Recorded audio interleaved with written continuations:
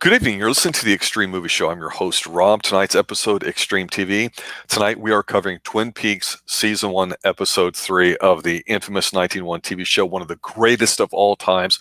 I have with me Professor Pixel. Pixel, I want to sit there and say there are times when a show is on that you go, oh, neat concept, but it didn't hook me after a couple episodes. There are episodes of shows that you go, wow, that was a great first episode. The other episodes after that suck. There are episodes that are shows that you go, you know what, the first few episodes didn't grab me, but once I plowed through them, they went really, really well. Breaking Bad, some people said that about. I will say this about Twin Peaks Season 1, and we're doing Episode 3 tonight. This is the episode that actually makes you go, holy crap, we're in for quite a ride, because David Lynch just takes us to another level, and it's deep, it's dark, it's disturbing, it's goofy. There's a lot of stuff going on in this episode that the first two episodes don't even reach. So if we could add all the kooky, strange things out of those first two episodes, dump them into one, and add something more to it, we'd have this. This is the episode that made everybody go, I don't care what's happening, I don't care how crazy it is, I'm stuck, I'm going to keep watching it. It's horror comedies, soap opera drama, and it's freaking awesome. What was your quick initial impression of this episode? I definitely agree that it was the strangest of the bunch. Just right off the bat, the way that some characters were acting, it was almost outlandish, I suppose, but not in an unenjoyable way. But you're absolutely right. The first two don't even compare to the strangeness that we experience at the beginning and the end of this show, this episode. Yeah. Well, let's just start from the beginning here. We talked about in the first two episodes about all the different characters that get introduced. We do get another new character, or at least on screen, introduced to us here, and some potential others at the end of the episode, which we'll get to quite interestingly. But here the show starts off. You have a very somber little moody situation where you've got the Horn family sitting around the dinner table, and this guy who was a goofball side character in some 80s films and stuff comes in. His name's Jerry, and he's back from Paris, and he's got the baguette, and he's talking with Ben. And the weird thing about here is you're like, okay, this is kind of silly and stupid. You've got the older guy that Laura had tutored sitting here, 27 years old in third grade with a headdress on, which is really dumb. The wife is sitting there. She's despondent. She's not even talking. She's pissed. But the interesting thing about this scene is that this guy coming in, Jerry, who's a new character, and Ben, they go from being middle-aged adults, let's say, into acting like they're kids in a way. And what's interesting about what happens is that Ben says, hey, look, this is what happened with Laura. Jerry's like, oh, almost like big deal, but I'm kind of sad. But they basically talk, hey, there's this new chick at One-Eyed Jack's, this place that we've heard about but haven't seen yet. And they're flipping a coin basically to decide who's going to get to go screw this girl. So even though this is kind of goofy the way they talk and interact with Ben going crazy eating the brie and the butter on this brioche or whatever, it's kind of stupid. You go, holy crap, they're going to go plow somebody across the border in this place, One-Eyed Jack's in Canada. Okay, that's not a bad thing. It's not illegal, I don't think.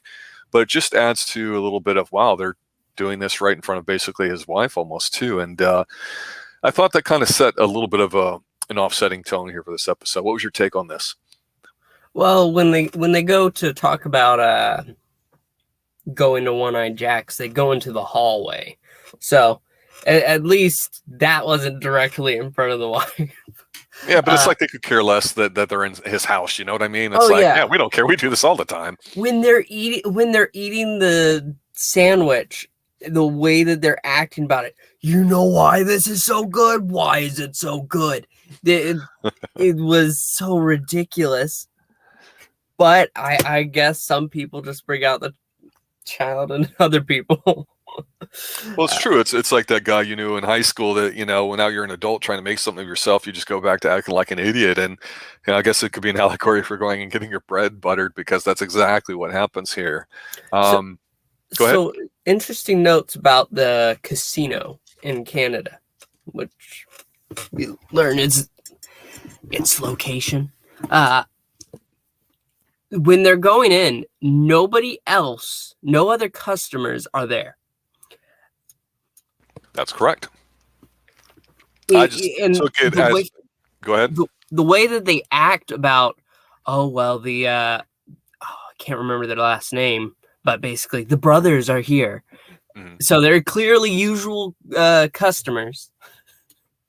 They're somewhat often, I suppose, but just how they arrange the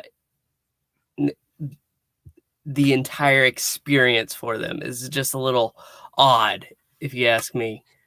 Well, the vibe I got from this, of course, the town of Twin Peaks is supposed to be about like 4 or 5 miles. I think they said one of the episodes from the Canadian border. That's how it got mentioned verbally. Now we're seeing it physically. Of course, Cooper got the note somewhat mysteriously passed under his door, basically saying the eye of one Jack or whatever, like as a little hint or a clue. So we don't know how he got it or who gave it to him technically, although we suspect that's the woman that's got the hots for him.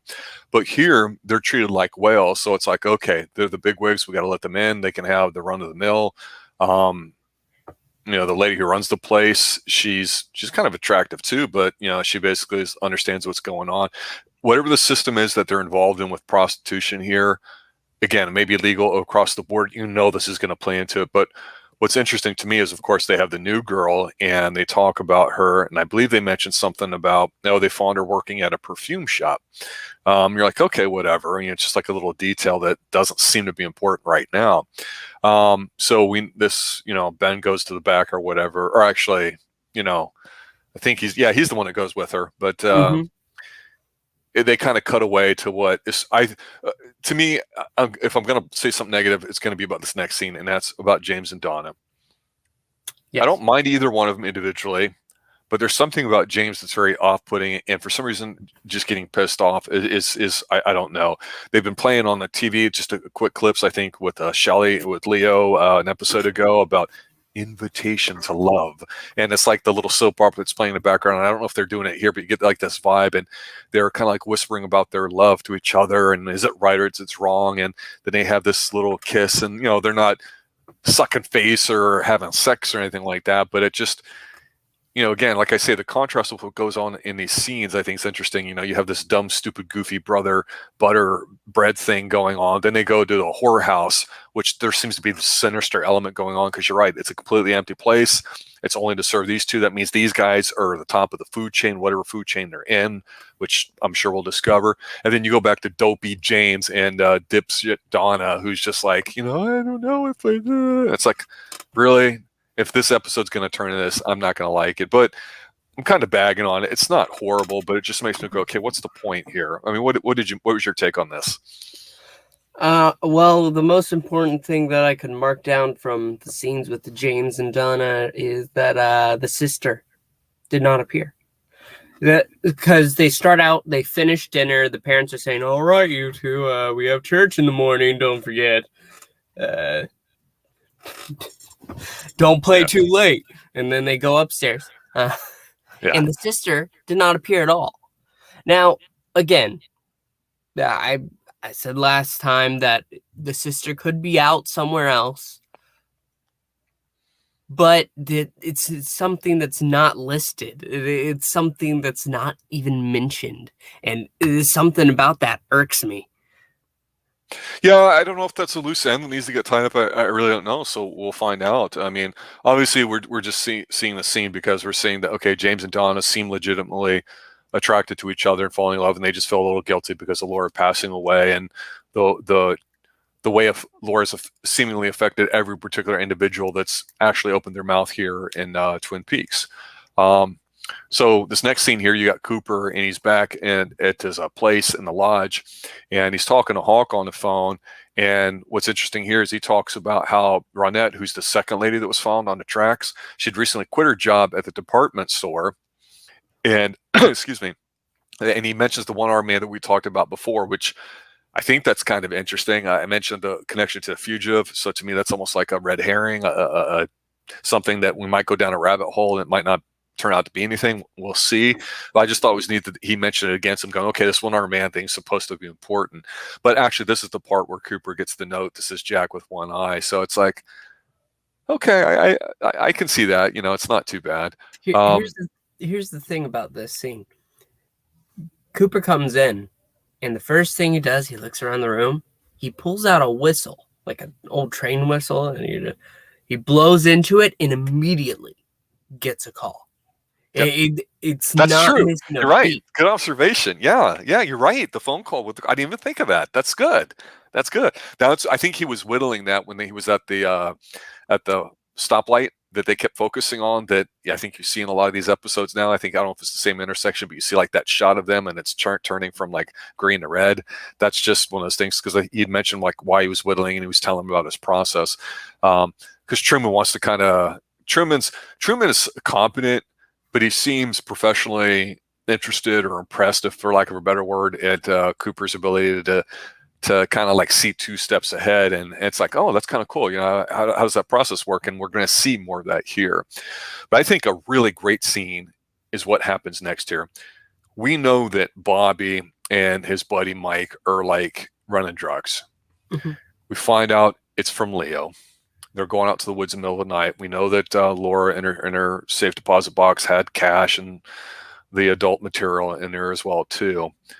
But what's interesting to me here is, we talked about Leo giving the vibe of not necessarily coming across as deadly and a jerk or whatever you want to call it.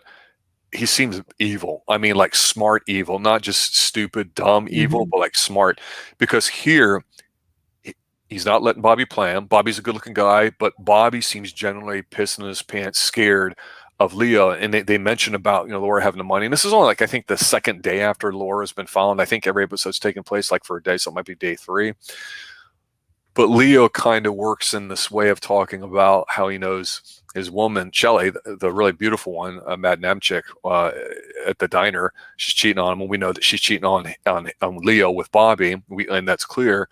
But for a split second, you get this shadowed figure hiding behind a tree. And look, we've seen thousands of scenes on TV where people are out in the woods and they've got their flashlights and there's a conversation and there's a shadow moving that we don't see. But again, there's something, the music's great, but the way this scene is filmed and you see the one guy, I don't know if he has a trench coat or whatever like that, just going behind the tree in the background. We don't know who that is, but it's just creepy enough to know that behind Leo's there's this other guy here. And of course, Leo intimidates him and says, go out for a pass, throws the football to him, and they just totally freak out. But I really liked the scene. I thought it was pretty intense. What's your take? Yeah, no, there's a lot to this scene. When Leo is calling out basically Shelley, saying that I came back and when you realize your wife is screwing around, you're not exactly the most happy fellow. And Bobby, at the same time, he's like, do you know who it is? Do you know who it is? Because, well, it's Bobby. And he wants to be sure he ain't dead meat. Yeah. Overall, a pretty intense scene, too. So why don't you take us through this next scene here with Ed getting home and Nadine exercising? Let me see what your take on this was. The poor guy comes in and his hands are covered with oil and he's trying to get in. He's trying to just clean his hands. I imagine. I don't think he wants to go anywhere with them. But as he's going through, there's shit all over the floor. And suddenly he has to step over and oil drips onto the cotton balls. And his wife, the pirate queen, is on her her exercise machine, and she's like, "What did you do? My gosh, Ed, I hate you. You make me sick." And poor Ed's just there, and he's like, "Sorry, didn't mean to," because she has this goal of having the most 100% silent drapes or something. It doesn't even make sense. Yeah, and the thing too is we know Ed's having an affair. He seems like and again, this sounds hypocritical. He sounds like he's a pretty stand-up guy, morally, ethically, but we almost go, Nadine's batshit crazy, so we understand why Ed's, fooling around with her. And I'm not excusing that behavior or anything, but Mhm. you look at Nadine, she's been shrill, she's been yelling at him. That's what we've seen so far. She's got one eye, so of course there's some sort of accident.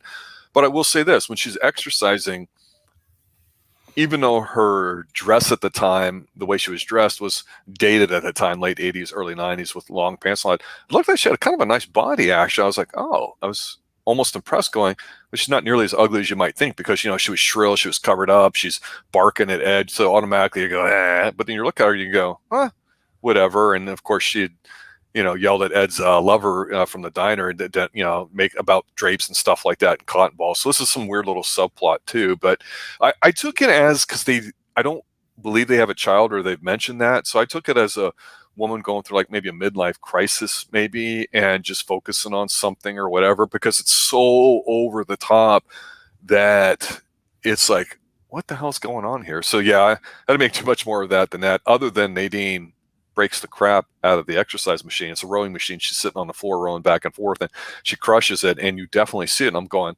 okay, is that supernatural or is that just a goof? I don't know. She's just that strong, man. Well, I don't think there's been a supernatural element to the show up to this point. So I looked at that and go, I don't know how that fits. As I don't know if I'm focusing too much on it because of all this extra stuff we're getting. Well, as she's working out, she's going harder and harder on it. It's just the machine giving in. That's all it is. I don't think there's anything supernatural behind her strength. It's just she Yeah, works out, man. there you go.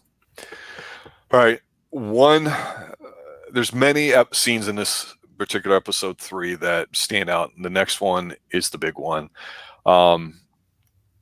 There's a couple different cut-ins from the scene, but I'm going to call this the baseball scene. So actually, let's talk about some of the other smaller scenes, and then we'll come back to this big baseball scene here too. Okay, so in between takes of this baseball scene, you've got Shelley playing that Invitation to Love, that soap opera thing we were talking about. It's Bobby. He comes over. She's freaked out because of how Leo is. We see Bobby, who was just pissing his pants, basically say like, "Oh, if he shows up or beats you again," because remember he beat the crap out of her, a little soap and a rope type deal. He's like, "I'll kill him," and you actually believe Bobby the way Bobby's intensity is. You go, "That's two young people. I'm not going to say in love, but they're obviously attracted to each other, or whatever." It's just they start sucking face a little bit, and you're like, okay, this is definitely not going to end well for many people because that's how abusive relationships go.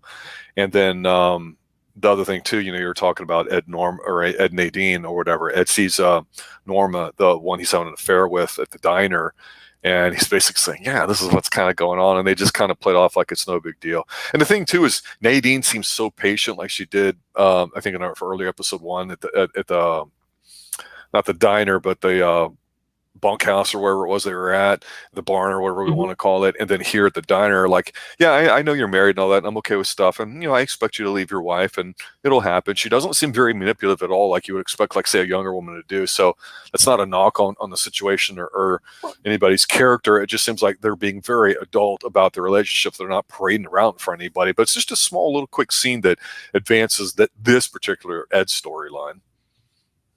Yeah, no, I absolutely agree. I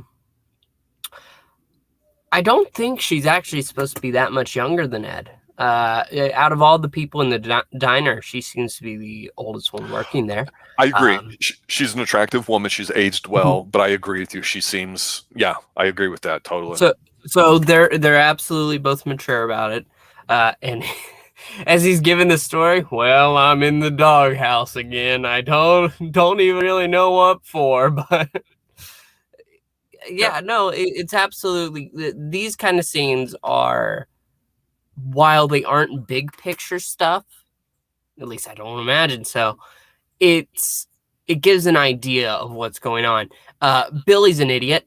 He's a dumbass. That's all there is to say about it. Honestly, I can't wait until Leo knocks his teeth in, even though Leo right now is looking to be involved in some deeper stuff than we realized. Yeah, we've got cocaine. We have drug running. We have Ed's a part of a group, so we know all this is happening. Of course, now we've got the whorehouse, casino, whatever it is.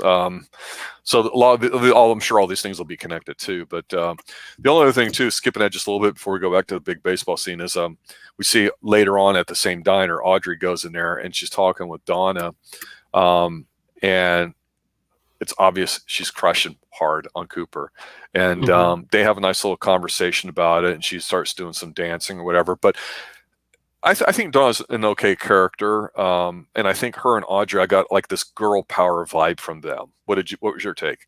Oh, I don't know about a girl power vibe. They just seemed like they genuinely liked each other. They weren't being catty. Yeah. I could see them being buddy, even though we haven't really seen them together too much. Well, they weren't real friends.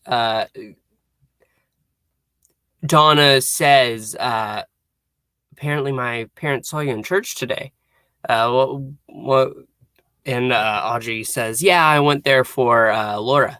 And Donna was like, you weren't even good friends with Laura. And she was like, no, but when I think about her, it makes me kind of sad. But there's something to note about this scene. Donna and her parents are eating at the diner. Where's the sister? I'm gonna let you chase this angle because I don't know, and I'm not putting that down on my notes because I had forgotten about her, and you keep bringing her up. And I'm like, I'm glad you're watching that because I'm like, you're right. Yeah. and the whistle thing was good too with the phone call. I was like, damn it, that's good. I wish I would have caught that. That's why rewatching this after like 30 years. I'm like, man, there's stuff I didn't see the first time. Yeah, I don't. In this scene, it does have that very. It has a vibe to it as she's like dancing to the music and parents are watching from afar, and something is off about this town clearly. And you know what? We've talked about this before. Small towns. They've got dark things. All right, so a couple more scenes are left in here, but we're going to back just a little bit and talk about this baseball scene because they split through it here a little bit. This is a really infamous one because not only does it have coffee and donuts, there's a really high level of enthusiasm when Lucy's like, does anybody want like a refill? And everyone's like, yes. This is, I think, that what's that? Coffee in the woods. There you go. I mean, it's also Cooper's having them set up this bottle on this chopped down tree like 60 feet 6 inches away. I'm sure that's a baseball reference. That might be plate to plate, or is it pitcher to home base? I forget. I'm not a baseball guy, so don't hold me to it. And Hawk's there, and he wants to know why, because Hawk's about the one-armed man, and Truman doesn't know or whatever. But they get in this conversation where Cooper goes on this big rant. It's a really famous scene where he talks about what happened to the Tibetan people and the communists and all sorts of stuff. And whether you think is dated or not, you're like, what the hell is he talking about? And he says that he came across this technique to figure out stuff. And he goes through this really elaborate procedure to have Lucy write stuff down with like the letters J and who all the possible could be. It makes absolutely no sense at all. There's no science behind this at all. He's relying purely on some flim-flam mystical thing, which sounds like crap, even though his instincts have been 100% on everything so far. But when Truman says to him, like, did you really get this from a dream? And he's like, yes, I did. He's like so happy to share that with him. And it's like, whatever. So they go through this thing where, the rocks hitting the different bottles are missing. And then he's like, make a note of this one that it hit it, but didn't knock it over. And then this one destroyed it. And Jacoby. It's ridiculous. So of course, to me, this scene is lighthearted, but how did you feel about this? It oddly works. That's all I can say about it, and it's absolutely kind of fluky seeming. But whenever they're throwing it and they're going through names of people, I wish I could remember the name that the rock just tapped but did not knock the bottle over. But I can't. But Jacoby, it knocked the bottle down, and it did not break. But whenever he was throwing it, it wasn't even the last name, Leo Johnson. Connection unknown. The Rosa Rock shatters. We know that something's going on between Leo and Audrey is somehow connected. And this kind of just points the police in a direction we did not see them getting to, at least not anytime soon. So it's very important that he does this, and I don't know where it comes from. When he's talking about Tibet, I was kind of staring, going, thinking, "What the hell is happening?" But it works. Did you think this was like a stupid thing for them to do? Like right about now, the show's loony. I mean, I don't have a problem with it, and that's his style, obviously. But this is a first watch for you. This is not something you see in modern TV. No, no, the scene works out. Like I said, you kind of tune out when he's talking about Tibet and stuff. You're like, he's just going on, and he's like, what is this focusing on? Get to the point. He does get to the point though, and we know that these people are connected, and this is just a quick way that they learn how it's connected. But it's odd, and it fits with Dale Cooper. Honestly, out of all the characters, he is the kookiest thus far. Yeah. So the bottle that got hit but didn't break was the doctor. Dr. Jacoby. Yeah, which we know he's the one that has the other half of Laura's necklace that we saw him actually take at the end of, I think it was episode 1 there, and we found out he was listening to tapes of her talking. So I'm sure we're going to revisit that. All right, 2 quick things here, just to kind of, they're close in order. We talked about the whole subplot with, Ed, and his wife, and then he comes home and Nadine's hugging him and she's loving on him because the oil made the drapes like be completely silent, which is what she wanted. And you're like, okay, and they're just standing like whatever. But then the other thing too is that there's the subplot of what's going on with the mill with Josie Packard and Catherine. Catherine's married to the guy Pete who fawned Laura originally. Catherine's having an affair with Ben, who's of course at the whorehouse, and then Pete is the old guy who seems to be buddies with Josie, and Catherine's really talking shit to Pete. Pete's putting up with it, and he's not being a jerk, but it's like he's allowing it to happen. But he gives a key to Josie, who's at the window, and they find out there's 2 books of the Mills Ledger. And like, oh, this is a lot. It's not necessarily interesting as far as being fantasy wide. So I didn't really put too much stock in here. But to me, after the baseball scene and everything, the interesting next thing too is this guy. Albert, we heard him on the phone a little bit. We know that he's the guy that's a forensics expert. He shows up with his team in town. He's doesn't have a lot of social filters when it comes to talking. He seems like a jerk, but a jerk with a good heart or whatever. Him and Truman kind of get into it a little bit. It's not a big deal. But he is a guy, Miguel Ferrer, that people love him as a character back then. I think he's been passed away for a while now, but at the time he was relatively new, and people just went, well, this guy's really sharp the way he has a delivery. Anything about any of these particular scenes before we finish up with the last 2? Well, as for Ed,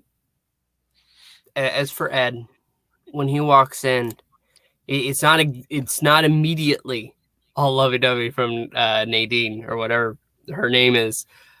She calls out Ed, and he just looks and he's like, "Oh God," because he's expecting hell. But no, she's happy. Apparently, oil on cotton balls make the drape runners completely silent, and she's going to be rich because of it. I told you, but no, you're a dream. I mean, that's the thing. So good for her, Yeah, she finally got him. But no, when Albert comes in, you're absolutely right, and Dale warns Harry. He's like, he kind of lacks the social niceties that I have. But he is the best at what he does. So whenever Albert comes in, he's talking shit about the town, about the people. And he's like, okay, we're going to have to pull an all-nighter. And Harry is like, can I talk to you for a minute? And they step to the side. He's like, so Dale tells me you're the best at what you do. And Albert's like, I am.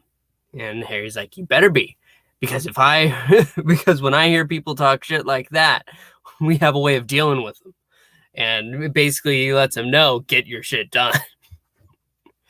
But no, as for Josie, you said it all perfectly. That is the scene. She gets a key from Pete, and then Carolyn tells Catherine tells Pete to get off her bed.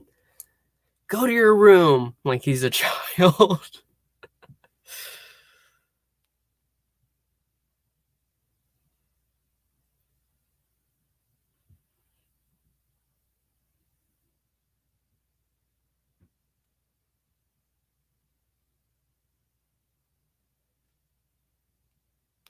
Uh-oh.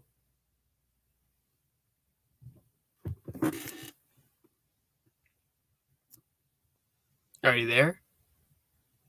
Yeah, the last two scenes here, I think, are important, and I think your point about some of these little subplots is a good one in that we may not know what's going on. They don't have to be dark or full of comedy or whatever. They're just there, and it's effective in that it just kind of separates maybe a comedy scene from a dark scene or a goofy scene or whatever. So they're going to go somewhere. Maybe they'll take a darker turn later or whatever. But that's just the way I'm taking the mill plot with Josie and of course with Ed and whatever's going on there. But these last two scenes. The next one is just absurd, which is the way I think is an appropriate way to describe it. And then the last scene is the one that defines the show. And we'll get to that here in a second.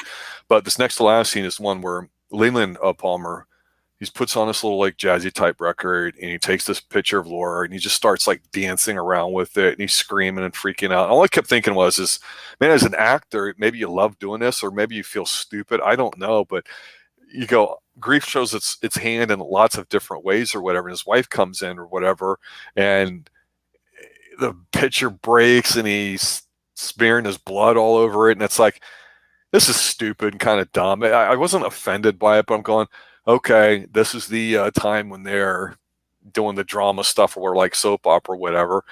It's almost convincing enough where I'm not totally out of my suspension of disbelief. But any thoughts on this? It wasn't much to me.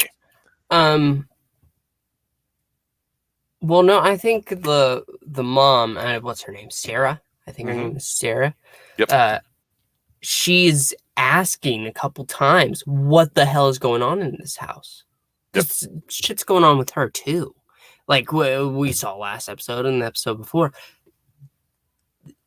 Something about this family is just falling apart.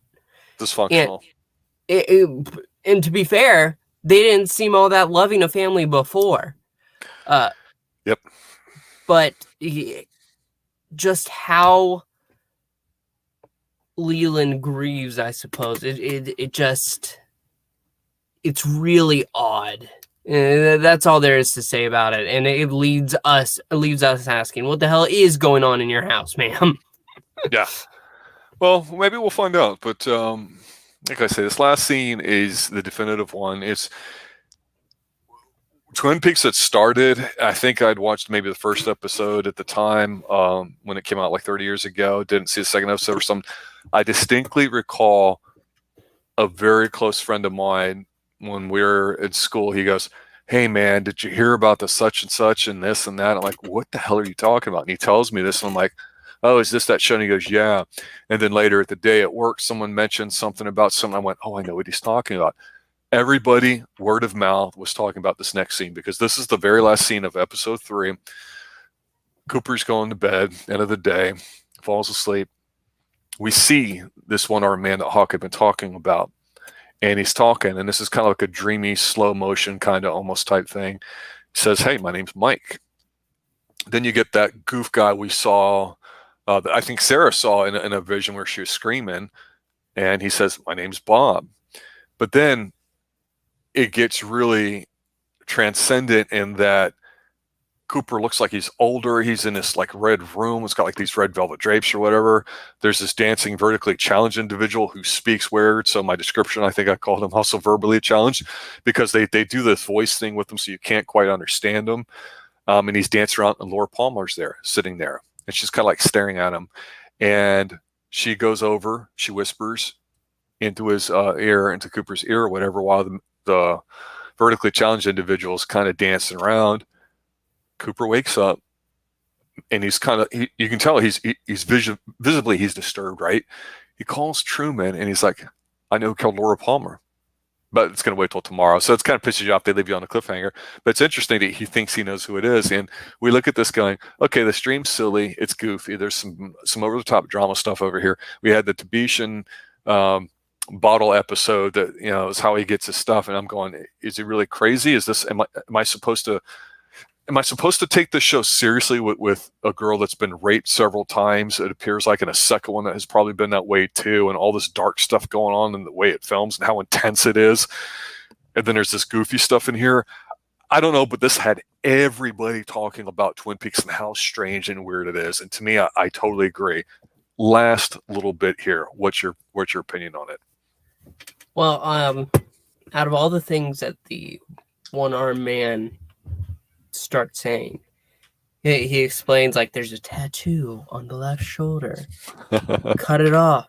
And then he says, fire walk with me. And those are key words, I guess. Well, we saw them written in blood when they found Ronette in episode 1. We see the creepy long hair guy that Sarah saw in, I think, the last episode, calling for Mike. Then he starts talking about things, but nothing came out enough that I felt the need to mark it down, keep it to memory. But it all goes back to the room with the shaky man, which is the vertically challenged. You're right. And he turns around, says, "Let's rock." And basically, I don't know. I had captions on while he's speaking. And he said something about gum being back in style, and that this lady that was there that looks like Laura Palmer was his cousin. But doesn't she look just like Laura Palmer? And Dale's like, but that is Laura Palmer. You know, aren't you Laura Palmer? And she says, I feel like I know her, but sometimes my arms bend back. So this entire thing, when she goes over there, she kisses him, whispers in his ear. It's just, and you're watching this midget dance. Vertically challenged person dancing around the room. Yeah. You are just totally, I don't know. I felt like I was on drugs. Yeah, but that's what it's like. It's almost psychedelic. But when Dale wakes up, he calls Harry and says, I know who killed Laura Palmer. And I think over the phone, Harry must have said something like, okay, let's go now. And Dale's like, no, meet me at the cafe at 7 sharp. Yep. It can wait until morning. And that's how the episode ends. Very intriguing episode. I think sometimes when you have to be like an active observer for the show to really catch a lot of stuff, and I think you enjoy it on many levels. Doesn't mean you have to do that. Obviously, you can be passive watch, but if so, I think you miss a lot of things. That's one of the reasons why the show is very intriguing to me. It's done its job. It's made me want to watch another episode, so I think it's been pretty cool. But overall, great episode. I think the first episode is the best. It's out of the 3 we've watched. This one's the next best, and then episode 2 was okay too. So I've liked them all, but this one, I think, just based on what I know, sums up exactly what Twin Peaks is too. So, any final thoughts for you? Nope. I've just really enjoyed each episode as we've gone on, and it's 3 episodes in, and it's still strong. So yeah, I will say this is my final thought. Obviously, Cooper seems like he's the guy that we're thinking of as like the hero or something. But there's so many characters, and some seem like small, and you wonder if they're going to be bigger or not. I don't know what the hell is going on, but it's just interesting and weird enough where I want to keep watching. And we always say that sometimes you want to be emotionally invested in the character to care what happens, and you see it through that character's eyes. The one good thing, whether there's the silly stuff or the drama stuff or the dark stuff in here that's going on, that the show has been very successful at so far, is making you go, well, who do I like put my emotions in their corner, or can I or not? And a lot of people like different characters for different things they do. Some people like Audrey because she acts kind of jazzy and weird. Some people like Donna because she reminds them of like some girl from the 50s, and Leo's just a bastard, but he seems smart. There's a lot here, so we'll sort that out next week on season 1, episode 4 of Twin Peaks when we cover it. So, Pixel, thanks for showing up tonight. Thanks everybody for listening, retweeting, all that. This thing is blowing up on some of our channels that we have out here. Looking forward to continuing Twin Peaks here on the Xtreme Movie Show, our show, Xtreme TV, where we cover TV shows. All right, everybody, thanks for listening. Pixel, thanks for showing up, everybody. Good night.